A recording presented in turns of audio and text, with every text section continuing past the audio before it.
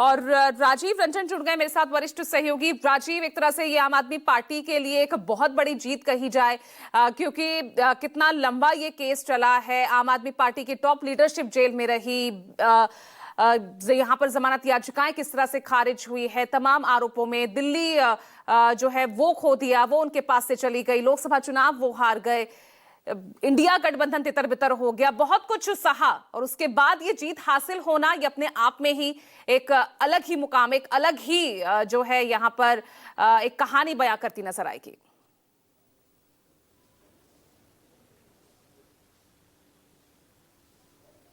पूजा, ये एक इस तरह की बात है। फरवरी 2014, 2 साल हो गए जब ये मामला जब से शुरू हुआ है, और जो आज राउज एवेन्यू कोर्ट ने 2 साल हो गए, और इन 2 सालों में गंगा में पानी बहुत बह गया।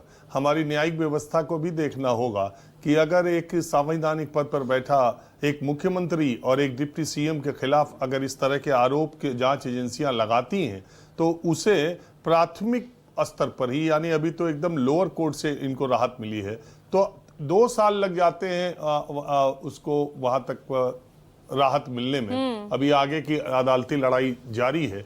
लेकिन पूजा, बड़ा सवाल तो ये उठता है कि आज़ादी के बाद पहली बार 2 सिटिंग जजेस को लोकसभा चुनाव शुरू होने के दौरान 2 सिटिंग मुख्यमंत्रियों को केंद्रीय जांच एजेंसियों ने गिरफ्तार कर लिया। एक ने पद छोड़ा, दूसरा जेल में रह करके ही अपने पद पर बना हुआ रहा, और दोनों को बाद में राहत मिल गई और अदालतों ने उन जांच एजेंसियों से। राजीव, ये तो सीधे तौर पर वैसा ही मामला हुआ ना कि जैसे हमने हेमंत सोरेन के केस में देखा, उनको किस तरह से राजभवन से उनको भी जो है गिरफ्तार किया गया था, सिटिंग सीएम थे, वो भी मामला चला उनके खिलाफ भी, लेकिन अंत में हुआ क्या?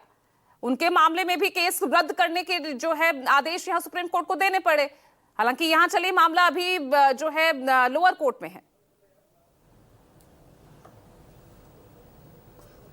वही मैं कह रहा था कि आजादी के बाद 2 मुख्यमंत्रियों को लोकसभा चुनाव के दौरान जेल में डाल दिया गया केंद्रीय एजेंसियों के द्वारा, और एक ने पद छोड़ा और एक जेल में रहते हुए भी वो मुख्यमंत्री बने रहे। अरविंद केजरीवाल को उनका स्पष्ट मानना था कि केंद्रीय एजेंसियां दुरुपयोग कर रही।